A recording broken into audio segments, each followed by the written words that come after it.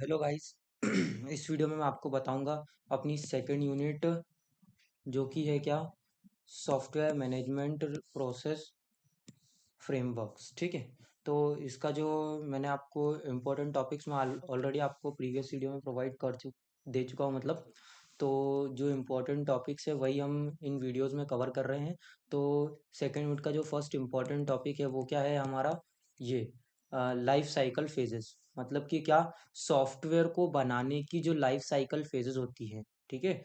मतलब कि क्या, सॉफ्टवेयर को बनाने से पहले बाद में क्या करना है क्या नहीं करना है हमको, किन चीज़ों का ध्यान रखना है और कौन कौन सी प्रोसेस आती हैं लाइफ साइकिल फेजेस में सॉफ्टवेयर को बनाने के लिए। ठीक है। तो वो सब हम क्या करेंगे, इस पॉइंट में डिस्कस करेंगे, इस टॉपिक में डिस्कस करेंगे। ठीक है। तो क्या होता है, a software life cycle is the step by step process followed during during the development of the software from the initial idea to the final delivery and maintenance. मतलब कि क्या, स्टार्ट से लेके मतलब प्रोजेक्ट लेने के बाद, मतलब प्रोजेक्ट हमने लिया उसके बाद क्या, हम जो भी प्लानिंग करते हैं, जो भी रिक्वायरमेंट गैदरिंग और जो भी करते हैं वहां से लेकर तो डिप्लॉयमेंट तक, मतलब जो हमारा कस्टमर है उसको प्रोजेक्ट देने तक का पूरी जो प्रोसेस होती है उस वही आती है काय में हमारी life cycle, software life cycle में। ठीक है। तो सॉफ्टवेयर लाइफ साइकिल क्या है, step by step process followed during the development of software. ठीक है।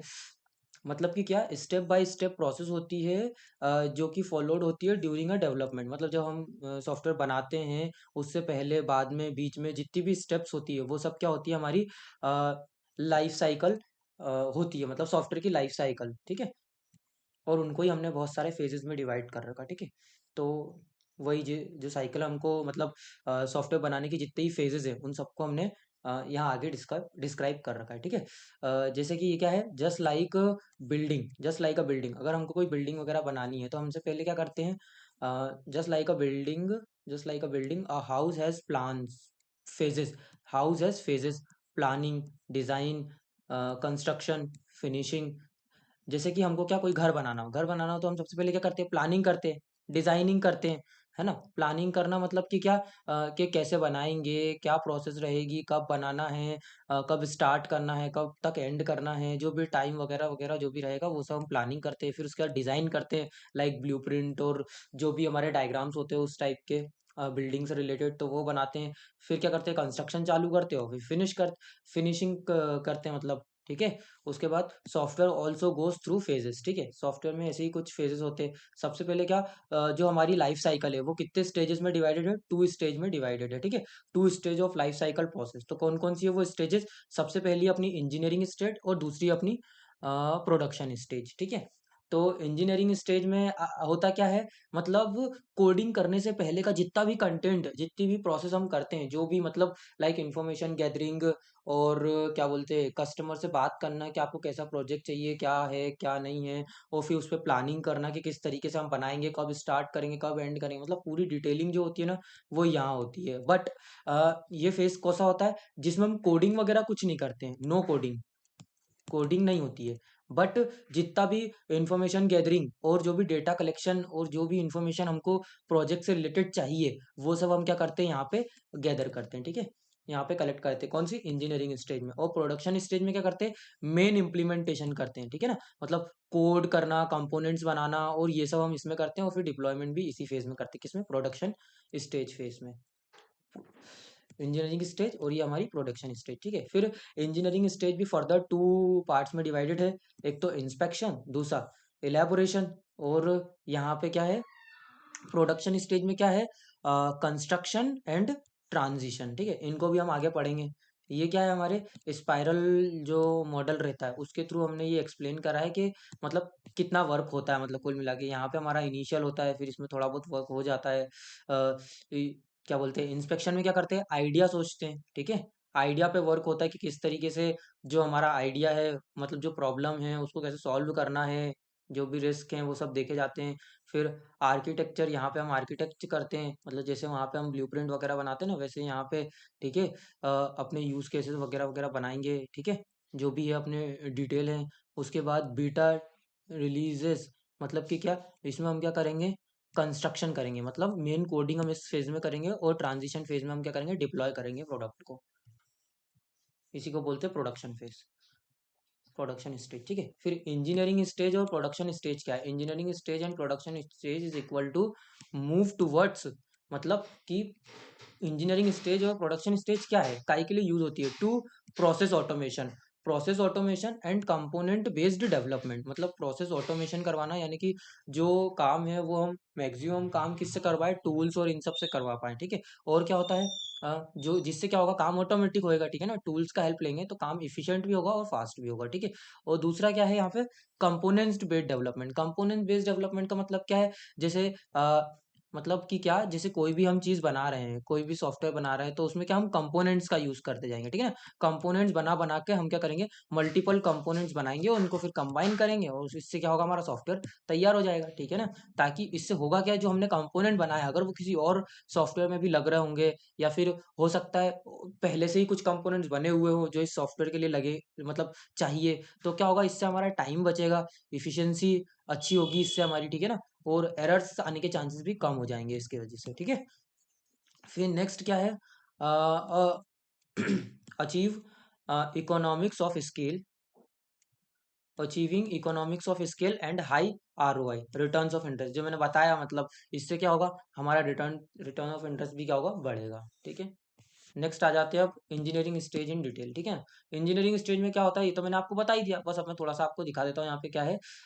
This stage drive by the less predictable but small terms during design and synthesis activities, मतलब कि क्या इसमें होता क्या है, सबसे पहली बात तो ये पॉइंट्स आप याद रखो, बाकी तो यार आप लिख ही दोगे लाइंस। तो क्या है, लेस प्रोडक्शन, मतलब कि क्या, इस फेज में इंजीनियरिंग स्टेज में हम प्रोडक्ट क्या बोलते हैं, लेस प्रिडिक्टेबल, मतलब यहाँ प्रिडिक्टेबल लेस होता है, लेस प्रिडिक्टेबल होता है, स्मॉल टीम, इसमें स्मॉल टीम लगती है। ठीक है, इसमें प्रिडिक्शन कम होता है, मतलब प्रिडिक्शन इसमें ज्यादा नहीं होता है ना, लेस प्रिडिक्टेबल है। उसके बाद क्या, स्मॉल टीम।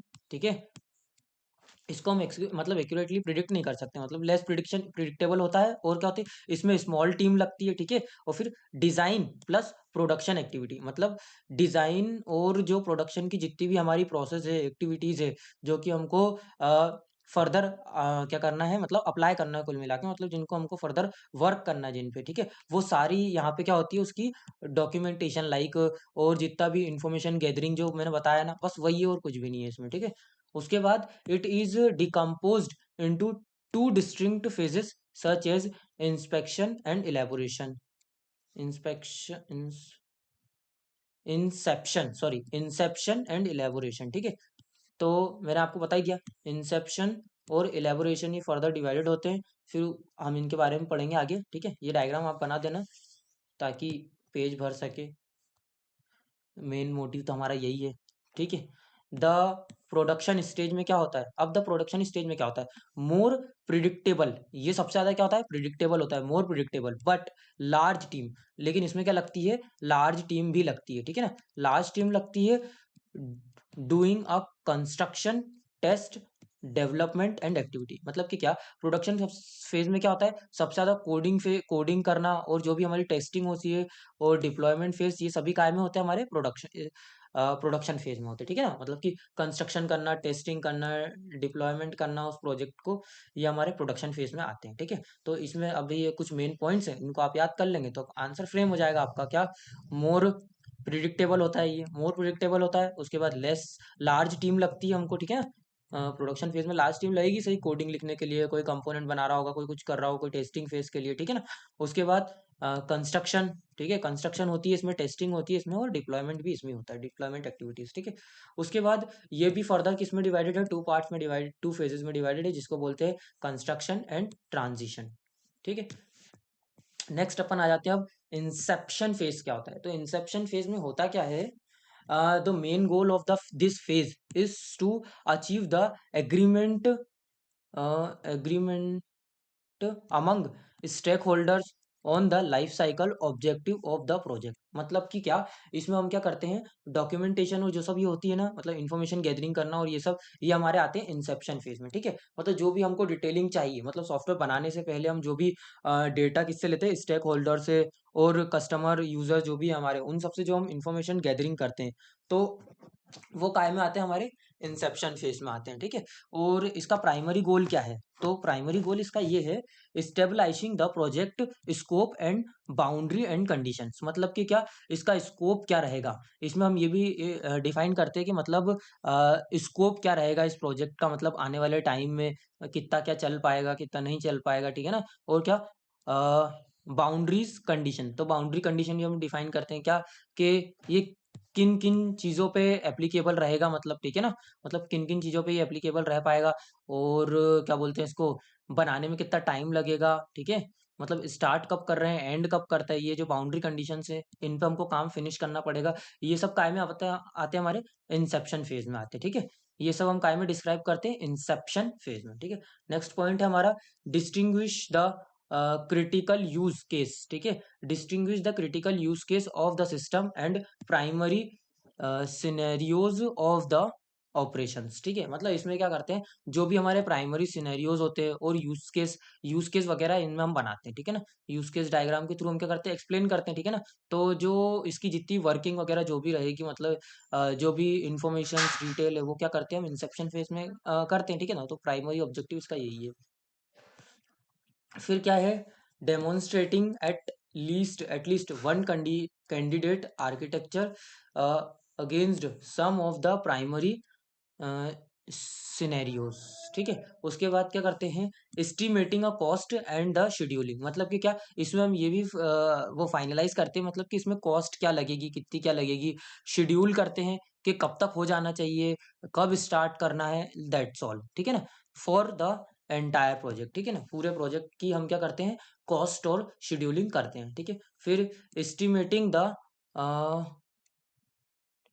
पोटेंशियल रिस्क, मतलब कितना क्या रिस्क है, ये सब भी हम इसमें एनालाइज करते हैं, ठीक है। तो ये हमारा एक पूरा ओवरव्यू डायग्राम है देखा जाए तो, ठीक है।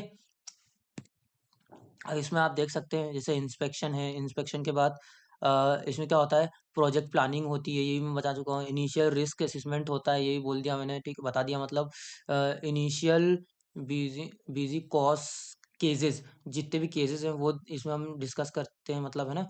फिर इनिशियल प्रोजेक्ट ग्लॉसरीज, ठीक है। उसके बाद initial use case model, initially use case models होते हैं, वो सब हम इसमें डिफाइन करवाते हैं, ठीक है ना।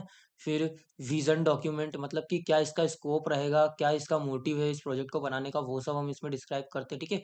फिर बिजनेस मॉडल्स और प्रोटोटाइप्स, ठीक है। तो ये सब होता है। तो ये डायग्राम आप जरूर बनाइएगा, इससे क्या होगा कि क्या बोलते हैं, ये ज़्यादा अंडरस्टैंडेबल होगा as compare to this all theory, ठीक है। नेक्स्ट अपना है कौन सा, एक सेकंड, ये एक चीज़ और बची हुई है क्या, असेंशियल एक्टिविटीज। तो असेंशियल एक्टिविटीज क्या क्या है, वही वापस से कुछ नहीं है, वही चीजें घुमाना और कुछ भी नहीं करना है, ठीक है। जैसे formatting the scope of the project, ठीक है ना, फॉर्मेटिंग करना। फिर उसके बाद synthesising the architecture, planning, preparing business scope, ठीक है ना। जो मैंने बताया बस वही सब है, और कुछ भी नहीं है, इनमें घुमा फिरा के वही चीज बोलते हैं और कुछ भी नहीं, ठीक है।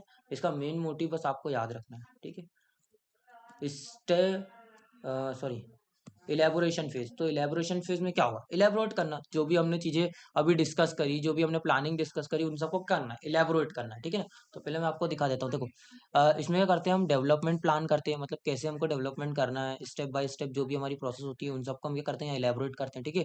Reviews discuss risk this comments, मतलब इसमें क्या करते हैं, रिस्क एनालाइज करते हैं और उनको सॉल्व करने की, प्रॉब्लम सॉल्व करने का वे जो भी है, मतलब उसको कम करने की कोशिश करते हैं कुल मिला के, ठीक है ना। अन एग्जीक्यूटेबल आर्किटेक्चर प्रोटोटाइप, ठीक है। फिर आर्किटेक्चर डिस्क्रिप्शन डॉक्यूमेंट, ठीक है। उसके बाद क्या करते हैं, यूज केस मॉडल्स का भी यूज करते हैं, इसमें मॉडल्स का यूज होता है, ठीक है। और ये क्या लिखा है, प्रिलिमिनरी यूज मैनुअल, ठीक है। जो पुराने मैनुअल थे, मतलब जैसे जो सॉफ्टवेयर हम बना रहे हैं, अगर ऑलरेडी वो बन चुका है, जो भी उसमें डिटेलिंग थी, मतलब अगर वो पहले भी बना हुआ है तो वो और इसमें अब में क्या अंतर आएगा, वो सब क्या करते हैं हम इसमें क्या करते हैं, मॉडलिंग करते हैं, मतलब एक तरीके से मॉडल के थ्रू उनको एनालाइज करते हैं, ठीक है ना। फिर इलेबोरेशन फेज में सबसे पहले क्या होता है, इंपॉर्टेंट, ये सबसे इंपॉर्टेंट फेज कि इसमें हम क्या कर रहे हैं, इलेबोरेट कर रहे हैं चीजों को, ठीक है ना। The most critical phase among the four phases, जो चार फेजेस हमने, जो हम चार फेजेस इसमें पढ़ेंगे पूरे, ठीक है, एक फेज हो चुका है, दूसरा ये है, और बाकी के दो फेज। तो ये वाला फेज सबसे इंपॉर्टेंट है, क्यों? क्योंकि अगर ये फेज में कोई भी दिक्कत होगी, कोई भी गड़बड़ होगी, मतलब इसमें क्या होता है, रिस्क एनालाइज और ये सब चीजें होती है इसके अंदर, ठीक है ना, पूरी डिटेलिंग होती है उस प्रोजेक्ट की, ठीक है ना। तो अगर इसमें कोई गड़बड़ होगी तो हमारे जो प्रोडक्शन फेज है, उस प्रोडक्शन स्टेज है, उसमें क्या हो जाएगी, प्रॉब्लम्स क्रिएट हो सकती है, गड़बड़ हो सकती है, ठीक है ना, एरर्स आने के चांसेस हो जाएंगे, बढ़ जाएंगे, मतलब, ठीक है। After completing of the elaboration phase, जब हमारा ये इलेबोरेशन फेज कंप्लीट हो जाएगा तो क्या होगा, that means engineering stage is completed, तो हमारी इंजीनियरिंग स्टेज है वो क्या कंप्लीट हो जाएगी, ठीक है ना, इंजीनियरिंग स्टेज खत्म हो जाएगी। फिर now goes to the production stage, फिर हम क्या करेंगे, प्रोडक्शन स्टेज में चले जाएंगे, यानी कि हमारा जो मेन कोडिंग वाला जो फेज है उसमें हम मूव कर जाएंगे, ठीक है ना। Depending upon the scope, size, risk और freshness of the project, an executable architecture prototype is build in one और मोर इटरेशन, ठीक है ना, मतलब बार बार इटरेशंस परफॉर्म कर करके मतलब बार बार उसमें रिस्क और साइज, स्कोप और फ्रेशनेस उसकी, मतलब क्या है, उन सबको एनालाइज कर करके हम क्या करेंगे, एट फाइनली फाइनली हम क्या एक सक्सेसफुल और इफिशिएंट सॉफ्टवेयर बनाने में हम क्या रहेंगे, इसमें पॉसिबल हो पाएगा, मतलब कि, है ना, मतलब हम उसमें क्या कर पाएंगे, मतलब क्या बोलते हैं, 100% दे पाएंगे कुल मिला के, ठीक है ना, 100% हम अच्छा प्रोजेक्ट बना पाएंगे। It ensure that the architecture requirement, ठीक है ना, ये इंश्योर करता है कि आर्किटेक्चर और requirement plan are stable, risk free, risk are sufficiently reduces, ठीक है ना, मतलब इसमें हम क्या करते हैं, सारे के सारे जितने भी आर्किटेक्चर्स है, रिक्वायरमेंट्स है और जो भी प्लानिंग्स है, और उसको करते हैं हम स्टेबल करते हैं, और रिस्क को क्या करते हैं, क्या करते हैं, मतलब कम करने की कोशिश करते हैं, जितना हो सकता है उतना कम से कम हम रिस्क पहले इसमें क्या करते हैं, खत्म कर देते हैं, जो भी रिस्क आने वाले रिस्क रहते हैं, ठीक है ना, उनको पहले ही एनालाइज करके हम खत्म कर देते हैं, उन चीज़ों को रिड्यूस कर देते हैं। फिर कॉस्ट एंड शेड्यूलिंग, ठीक है, for cost and scheduling for the completion of the development can be predictable, इस फेज में क्या होता है, हम कॉस्ट और शेड्यूलिंग, मतलब कॉस्ट मैंने बताई थी आपको, जितना ही पैसा लगेगा, शेड्यूलिंग क्या, मतलब पूरी की पूरी प्लानिंग, मतलब स्टेप बाय स्टेप कि हमको ये करना है, फिर ये करना है, फिर ये करना है, तो उसका क्या है इसमें, कॉस्ट को क्या करा जाता है, प्रिडिक्ट किया जाता है, ठीक है ना, डेवलपमेंट कैन बी प्रिडिक्टेड, मतलब कब वो कंप्लीट हो जाएगा, कितनी क्या कॉस्ट लगेगी, ये सब हम क्या करते हैं, इसमें प्रिडिक्ट करते हैं। प्राइमरी ऑब्जेक्टिव तो कुछ भी नहीं है, यही सब है, वापस से वही घुमा फिरा के जो मैंने अभी थ्योरी बताई, क्या, बेस लाइन द आर्किटेक्चर है एज द रेपली एज प्रैक्टिकल, मतलब कि क्या, जो भी हमने बेस लाइन डिसाइड करी कि हाँ ये यहाँ तक में कंप्लीट हो जाना चाहिए ये सब, तो उन सबको क्या करते हैं, इनका प्राइमरी ऑब्जेक्टिव यही है, मतलब कि क्या, कि हमारा जो हमने डिस्कस किया, जो भी स्ट्रक्चर कॉस्ट हमने डिफाइन की है, उन सब में हमारा क्या कंप्लीट हो जाना चाहिए, ठीक है ना। Base line of the version, ठीक है ना, मतलब जो पुराने वर्जन और नए वर्जन में क्या डिफरेंस है, ठीक है ना। उसके बाद base line, high high reliability plan करते हैं फॉर द कंस्ट्रक्शन फेज, ठीक है ना, कंस्ट्रक्शन फेज में क्या करते हैं, हाई रिलायबिलिटी, मतलब रिलायबिलिटी होनी चाहिए, अब पता ही है हाई रिलायबिलिटी का मतलब क्या होता है, ठीक है ना। फिर demonstrating that the demonstrating baseline architecture will be support the version at the reasonable cost in a reasonable time, मतलब कि वही चीजें वापस से क्या, रिजोनेबल कॉस्ट और रिजोनेबल टाइम, मतलब कि क्या, जो गिवन टाइम है, जो गिवन कॉस्ट है, उसमें हम प्रोजेक्ट को कंप्लीट कर लें, बस उसी टाइप से आपको ये लिख देना, और कुछ भी नहीं है इसमें। असेंशियल एक्टिविटीज क्या क्या है, तो इलेबोरेटिंग द वर्जन, ठीक है ना, वर्जन को इलेबोरेट करना, इलेबोरेटिंग करना, मतलब कि क्या, जो ओल्ड वर्जन था और नया वर्जन था जो अब हमने बनाया है, उसमें और इसमें क्या अंतर है, क्या वर्जन है, मतलब, ठीक है ना, मतलब कि क्या अपडेट्स हैं, लाइक दैट, ठीक है ना। फिर elaborating the process and infrastructure, elaborating the architecture, selecting component, मतलब कि कुछ भी नहीं है, इलेबोरेटिंग करना मतलब कि क्या, कि पूरी, मतलब फुल डिटेल उसकी बताना, मतलब कुल मिला के प्रोजेक्ट की जितनी भी डिटेल्स है वो बताना, ठीक है ना। तो जिसमें क्या, वर्जन के बारे में बताना, प्रोसेस एंड इंफ्रास्ट्रक्चर के बारे में बताना, उसके बाद आर्किटेक्चर एंड सिलेक्टिंग कंपोनेंट्स के बारे में। ठीक है, मतलब जो भी उसमें कंपोनेंट्स यूज होंगे, जो भी कंपोनेंट बनेंगे, या जो भी ऑलरेडी डिफाइंड कंपोनेंट है वो सब। ठीक है, नेक्स्ट हमारा आता है क्या, कंस्ट्रक्शन फेज। कंस्ट्रक्शन फेज कौन सा, वो मेन फेज है जिसमें हम क्या करेंगे, कोडिंग करेंगे। ठीक है ना, कोडिंग करेंगे, टेस्टिंग करेंगे, ये सब हमारे काय में आएगा, कंस्ट्रक्शन फेज में। ठीक है ना, कुछ टेस्टिंग इसमें होती है, बाकी जो अपना ट्रांजिशन फेज होता है उसमें भी होती है। ठीक है ना, तो सबसे पहले अपना इसमें क्या है, रिप्रेजेंट अ प्रोडक्शन फेज। ठीक है ना, रिप्रेजेंट अ प्रोडक्शन फेज, मतलब कि ये क्या हमारा प्रोडक्शन स्टेज का क्या है, प्रोडक्शन प्रोसेस का क्या है, ये एक हमारा वो जो फेज है, मतलब है ना, दो फेजेस होते हैं, कंस्ट्रक्शन फेज और ट्रांजिशन फेज। तो उसका हमारा ये वाला है क्या, कंस्ट्रक्शन फेज।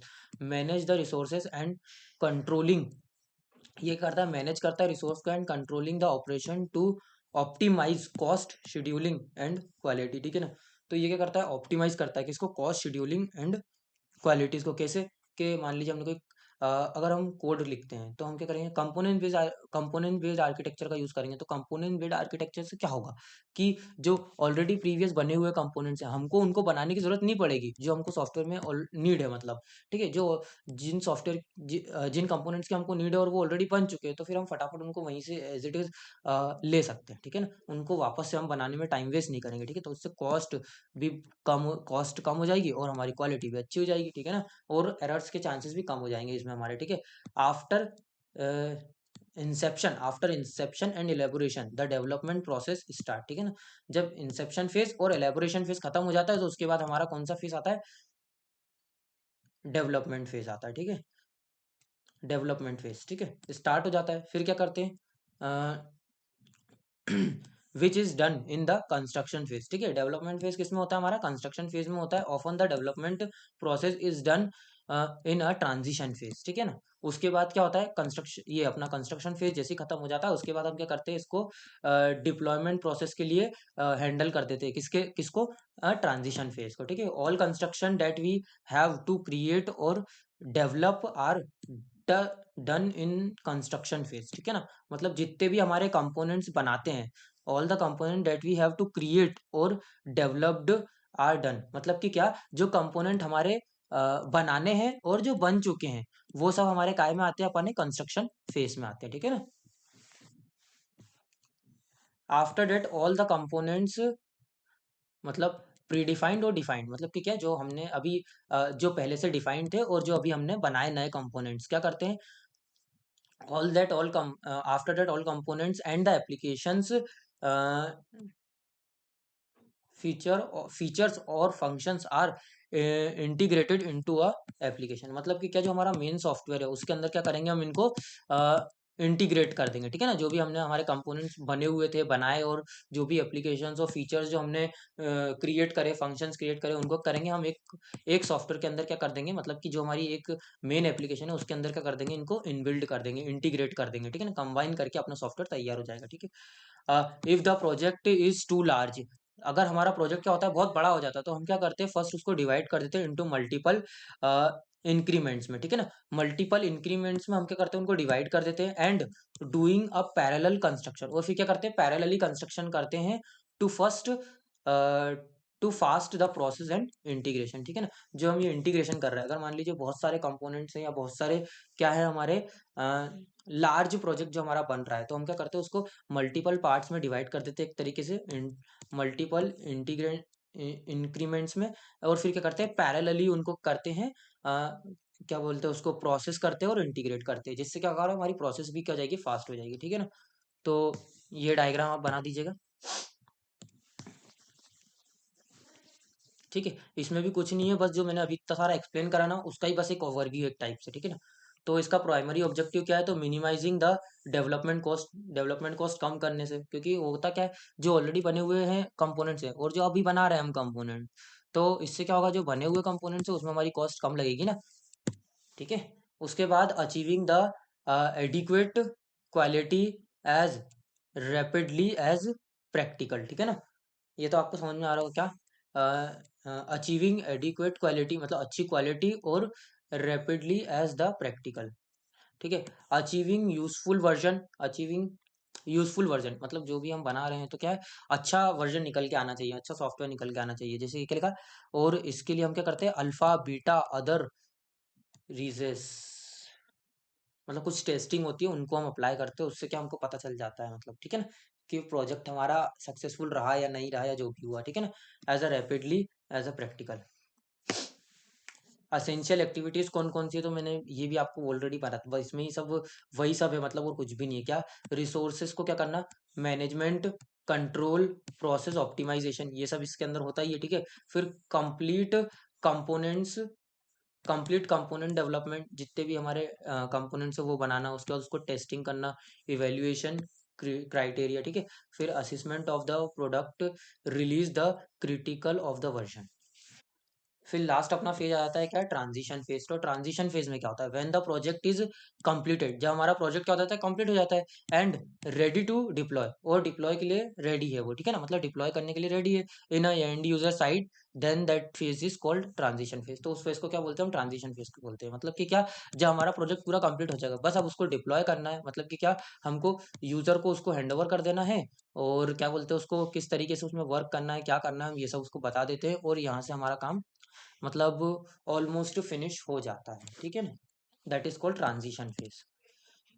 इसी में हम कुछ और मल्टीपल टेस्टिंग्स भी करते हैं, ठीक है ना।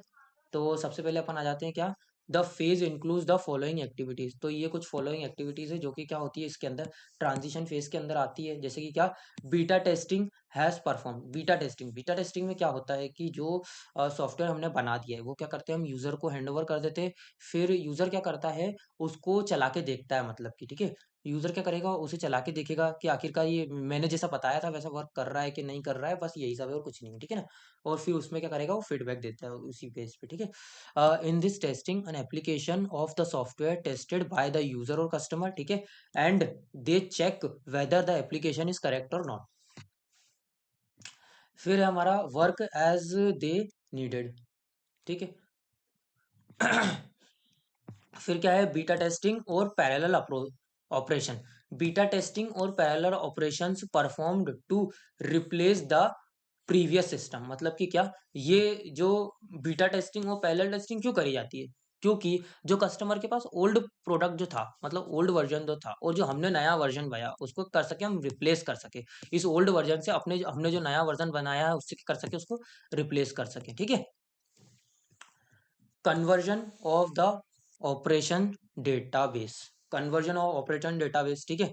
उसके बाद मतलब कि जो डेटाबेस है ना उसका ऑपरेशनल, कन कन्वेंशनल ऑफ ऑपरेशनल डेटाबेस, ठीक है। फिर training of the user and maintenance, मतलब कि क्या, हम इसमें क्या करते हैं, उसको यूजर को क्या करते हैं, ट्रेनिंग देते हैं, ट्रांजिशन फेज में क्या करते हैं, यूजर को ट्रेनिंग देंगे, मतलब डेवलपर ट्रेनिंग देंगे कि आखिरकार आपको इस सॉफ्टवेयर को कैसे चलाना है, आपकी जो फंक्शनलिटी है वो किस तरीके से इसमें वर्क करने वाली है, और जो मेंटेनेंस रहेंगे उस कंपनीज में, जो भी मेंटेनेंस करने वाले रहेंगे उस सॉफ्टवेयर को, उनको हम बताएंगे कि किस तरीके से हमने इसको बनाया है और किस तरीके से आपको इसको क्या करना है, मेंटेन करके रखना है, ठीक है।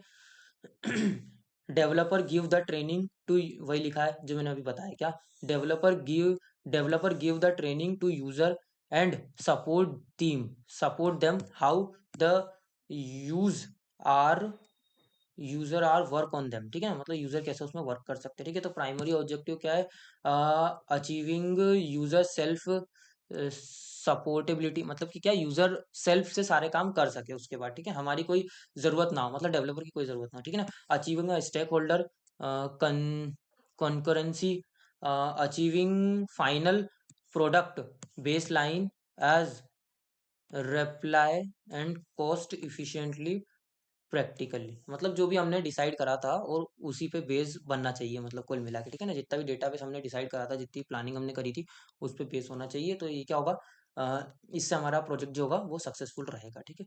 फिर असेंशियल एक्टिविटीज हैं ये कुछ, ठीक है, जैसे कि synchronization, integration of the concurrent constructions, increment into the consistent deployment baselines ये कुछ भी नहीं है, बस वही जो मैंने अभी तक आपको बताया ट्रांजिशन फेज में जो होता है, मतलब पूरा का पूरा वही, बस वापस से असेंशियल एक्टिविटीज कौन कौन सी होती है, मतलब उसमें क्या क्या असेंशियल इंपॉर्टेंट है ये सब करना, तो वही सब है ये, और कुछ भी नहीं है। डिप्लॉयमेंट स्पेसिफिक इंजीनियरिंग, ठीक है ना।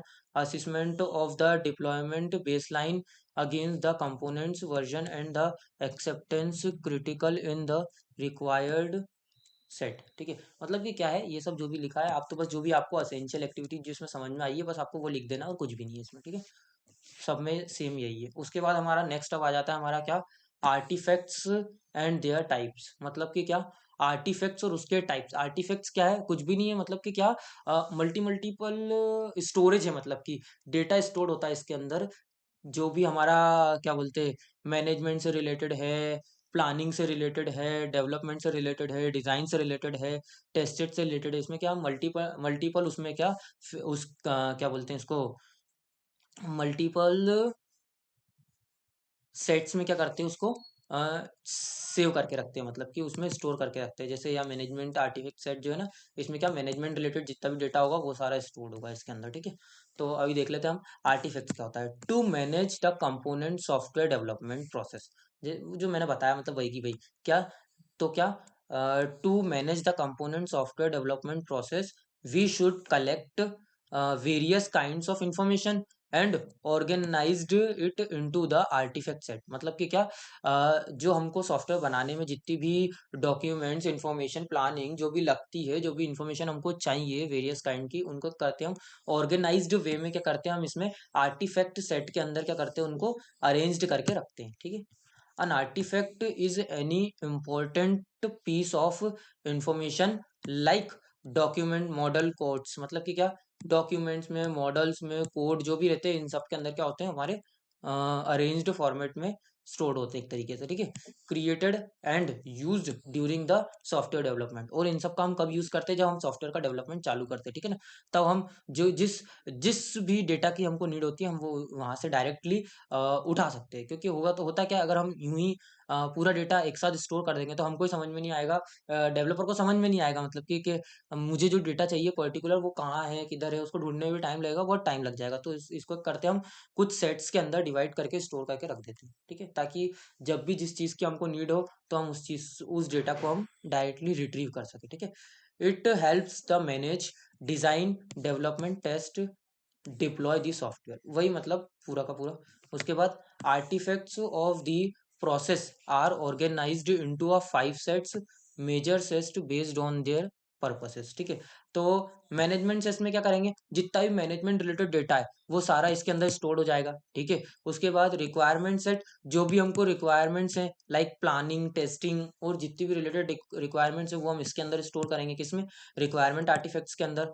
उसके बाद डिजाइन आर्टिफैक्ट्स के अंदर क्या, हमारे यूज केसेस है, डायग्राम्स हैं, जितने भी अ, मतलब एक्टिविटी डायग्राम हो, जो भी डायग्राम है वो हम काय में डिजाइन डिजाइन आर्टिफैक्ट्स में स्टोर करेंगे। इम्प्लीमेंटेशन आर्टिफैक्ट्स क्या, मतलब जो भी हमारा कोड वगैरह जितना भी रहेगा इम्प्लीमेंट करने के लिए, जितनी जो भी चीजें हमको लगती है वो सारी काय में इंस्टॉल होगी, हमारी इम्प्लीमेंटेशन आर्टिफैक्ट सेट के अंदर। और डिप्लॉयमेंट काय के लिए, डिप्लॉयमेंट आर्टिफैक्ट सेट क्या करता है, डिप्लॉयमेंट से रिलेटेड जितनी भी इंफॉर्मेशन हमको चाहिए वो सभी डिप्लॉयमेंट आर्टिफैक्ट्स के अंदर स्टोर होती है, ठीक है ना।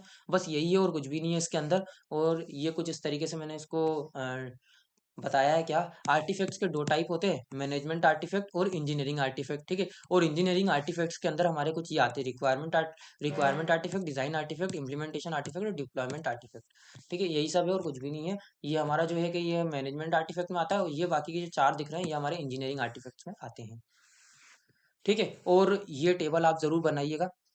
इस ये आप बनाओगे ना तो क्या होगा, आपको भी थोड़े से की पॉइंट्स मिल जाएंगे, पर्टिकुलर इन जो पॉइंट्स हैं हमारे, जो फेजेस हैं इनमें लिखने के लिए, ठीक है। ठीक है, तो आप ये देख लीजिएगा। उसके बाद मैनेजमेंट सेट में भी मैंने बता दिया, मतलब कि किस टाइप का डेटा आप स्टोर करते हैं, ठीक है। तो वही सब है इसके अंदर, कुछ भी नहीं है। उसके बाद management artifact evaluate assistants major major through the combination of, मतलब कि किस तरीके से हम मेजर कर सकते हैं, ठीक है ना। रिलेवेंट स्टेक होल्डर रिव्यूज, जो भी हमारे स्टेक होल्डर ने रिव्यूज दिए, जो भी उसने बताया हमको, जो भी इंफॉर्मेशन उसने दी, वो change between the current and previous version of the artifact, मतलब जो प्रीवियस वर्जन था और करंट वर्जन था उसमें हम कंपैरिजन करेंगे, तो जो हमने चेंजेस करे हैं उनमें क्या करेंगे, हम कंपेयर करके देखते हैं, मतलब ठीक है ना। तो इससे क्या मैनेजमेंट में भी हेल्प होती है, ठीक है ना, ताकि अगला जो सॉफ्टवेयर या अगला जो भी हम बना रहे हैं वो क्या हो, हमारा बढ़िया हो, मतलब ठीक है। स्टेक होल्डर्स क्या होता है, स्टेक होल्डर मतलब जो भी हमारे क्या है, क्या बोलते हैं उसको,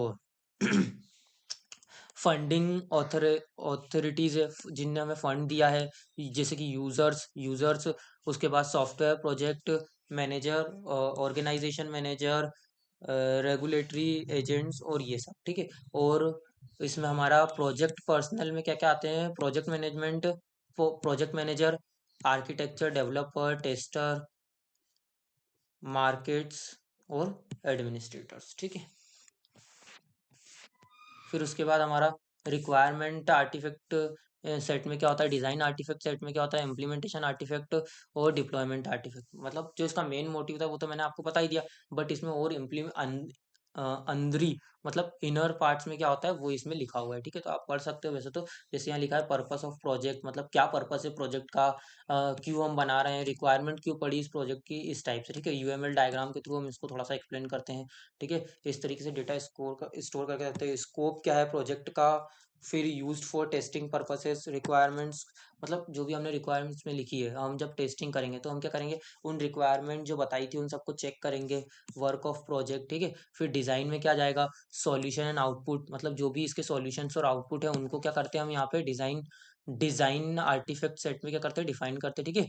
project to design by using a specific design model, इस पे मतलब, और ये कैसे डिस्क्राइब करते हैं हम, मॉडल्स का यूज करके, ठीक है। वही सब इसमें लिखा हुआ है। इम्प्लीमेंटेशन में क्या होता है, source code data are useful to develop the working component, मतलब इम्प्लीमेंटेशन में क्या, जो भी हमने कोड वगैरह जो लिख बनाते हैं, जो भी हम लिखते हैं वो सब implementation set of artifact set में हम स्टोर करके रखते हैं, ठीक है ना। Some components are already created and some we have to, मतलब जो कुछ ऑलरेडी क्रिएटेड, मतलब कंपोनेंट जो कुछ बन चुके हैं और जो कुछ हमको बनाने हैं वो सब क्या करते हैं हम इम्प्लीमेंट आर्टिफैक्ट में करते हैं, बना के स्टोर करते हैं, मतलब एक तरीके से, ठीक है ना।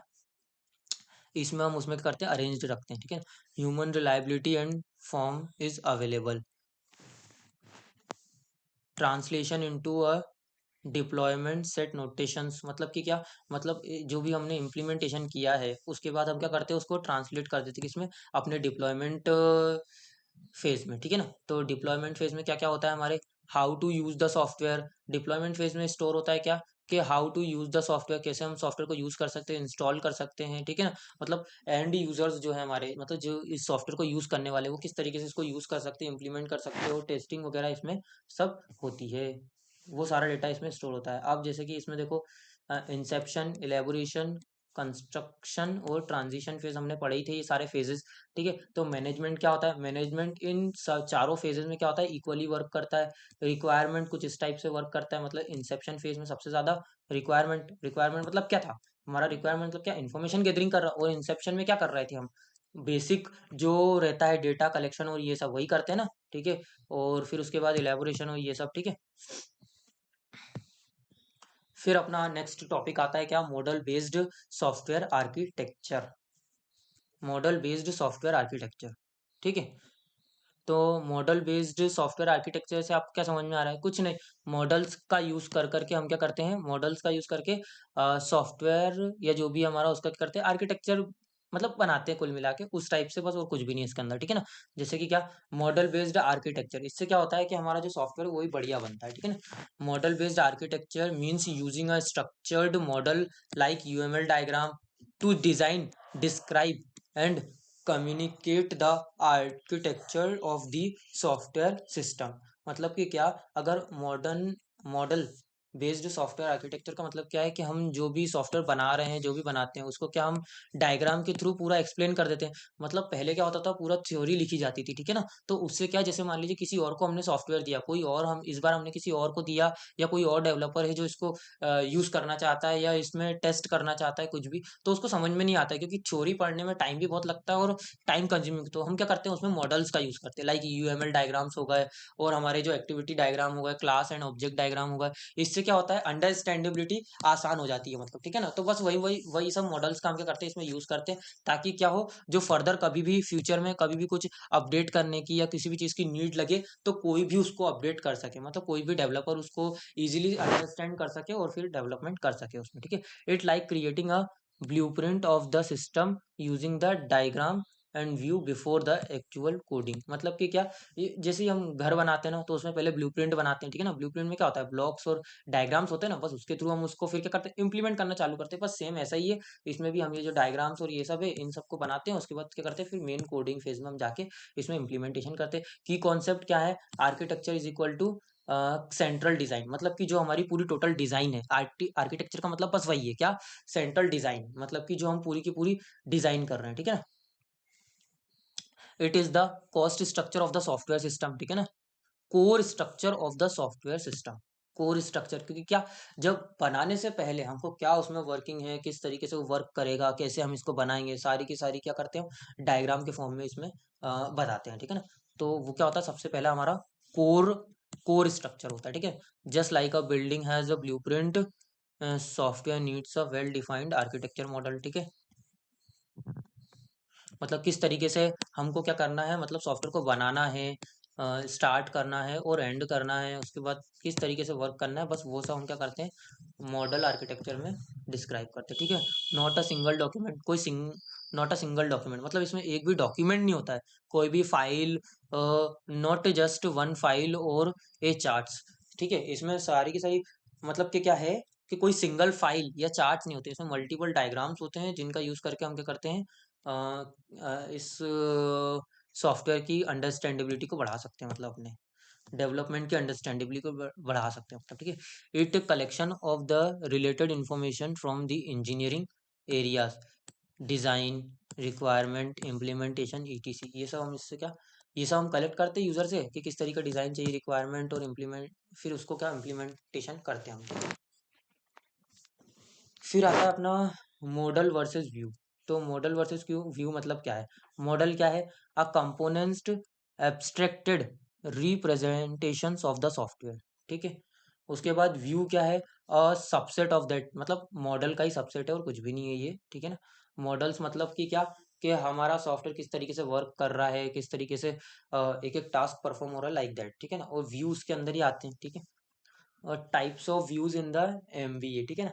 मतलब कि क्या, मॉडल बेस्ड आर्किटेक्चर के जो व्यू टाइप्स है, कौन कौन से, design view, process view, component view और डिप्लॉयमेंट व्यू। तो ये सब भी और वही सब है और कुछ भी नहीं है। डिजाइन व्यू में क्या, important structure and design implement, like class diagrams और ये सब जो हम बनाते हैं, ठीक है ना। डिजाइन व्यू क्या करता है, it shows the important structure and design implement, ठीक है ना। प्रोसेस व्यू में क्या होता है, show how threads and concurrency are handle in the system, मतलब जो भी प्रोसेस में जो भी एरर आएगी, जो भी है, कि उसको किस तरीके से हैंडल करना है, जो भी प्रॉब्लम्स और एरर्स बग्स वगैरह उन सबको क्या करते हैं, रिजॉल्व करते हैं प्रोसेस व्यू में। फिर कंपोनेंट्स व्यू में क्या करते हैं, detail about the software components के कंपोनेंट जो होते हैं उनके बारे में डिटेल देते हैं, ठीक है ना। और कंपोनेंट व्यू, देयर ऑर्गेनाइजेशन, मतलब किस तरीके से उनको बनाया, जो भी उनकी डिटेलिंग है वो सारी हम इसके अंदर करते हैं, ठीक है, कंपोनेंट व्यू में। फिर डिप्लॉयमेंट व्यू में क्या करते हैं, डिप्लॉय करते हैं बस कंपोनेंट्स को इंटीग्रेट करके और डिप्लॉय करते हैं। तो how the system will be physically deployed, कैसे डिप्लॉयड होगा, वो सब हम इसमें डिप्लॉयमेंट व्यू के अंदर देखते हैं। फिर कुछ इंपॉर्टेंट, जो अपना मॉडर्न मॉडल बेस्ड आर्किटेक्चर है वो क्यों इंपॉर्टेंट, तो क्यों इंपॉर्टेंट है, क्योंकि क्या, क्लियर अंडरस्टैंडेबिलिटी बढ़ाने के लिए, अपने डिसीजन मेकिंग को एनालाइज चेंजेस, और बस वही सब लिखा हुआ है, ठीक है।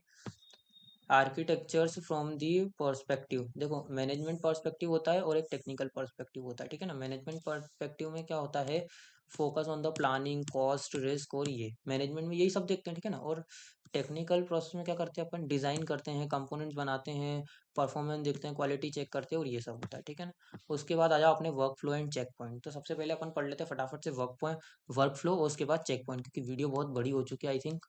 फटाफट इसको खत्म करते हैं, ठीक है ना। वर्क फ्लो क्या है, वर्क फ्लो क्या है, वही जो लाइफ साइकिल थी, ठीक है ना। वर्क फ्लो मतलब क्या, एक के बाद एक के बाद एक के बाद एक जो वर्क फ्लो होता है, मतलब कि हम पहले रिक्वायरमेंट गैदरिंग करते हैं, फिर इम्प्लीमेंटेशन करते हैं, फिर टेस्टिंग करते हैं, फिर डिप्लॉय करते हैं, बस वही सब और कुछ नहीं है वर्क फ्लो के अंदर, ठीक है ना। तो सबसे पहले क्या,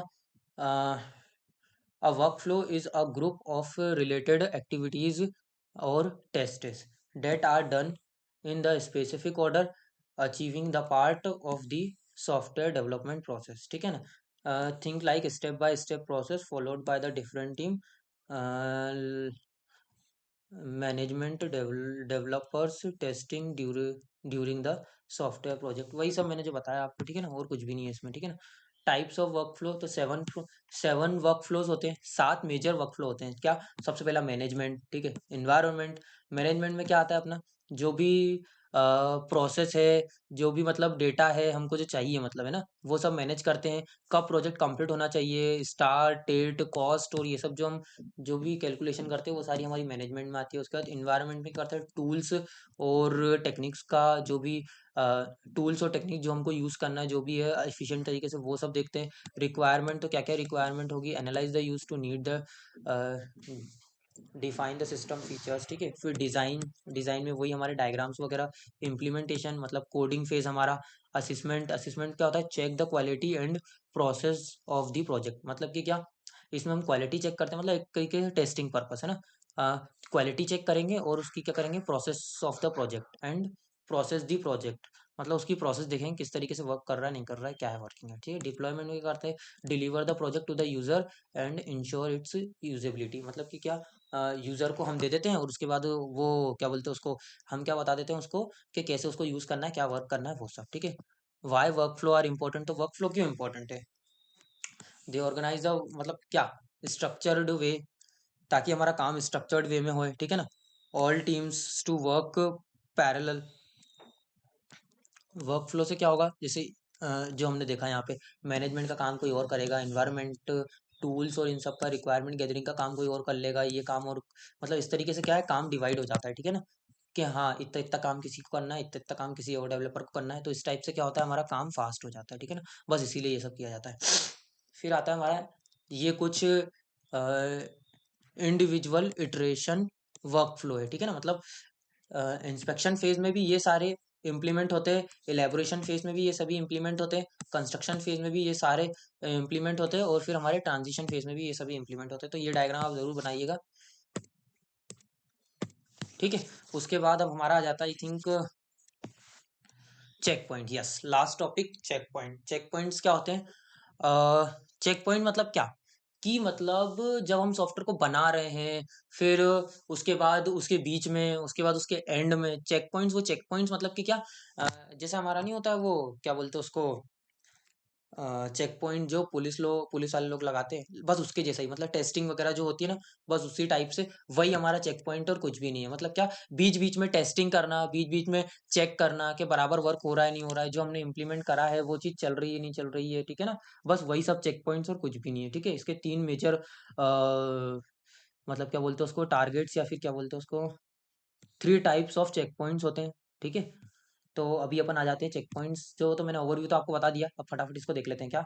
a checkpoint is the review और the evaluation points in the software development life cycle where the project progress, quality, risk and assessment, ठीक है ना। बस यही सब इनमें चेक करते हैं, क्वालिटी अच्छी हुई कि नहीं हुई, रिस्क चेक करेंगे, असिस्मेंट, ठीक है।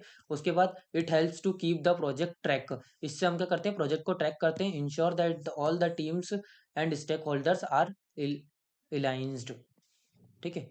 पर्पस ऑफ चेक पॉइंट क्या है, पर्पस क्या है, टू इंश्योर क्वालिटी, क्वालिटी को इंश्योर करना, ट्रैक प्रोसेस, प्रोग्रेस को ट्रैक करना, है ना।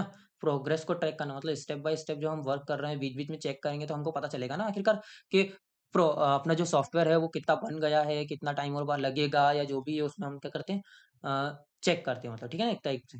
फिर identify the resolve issues early.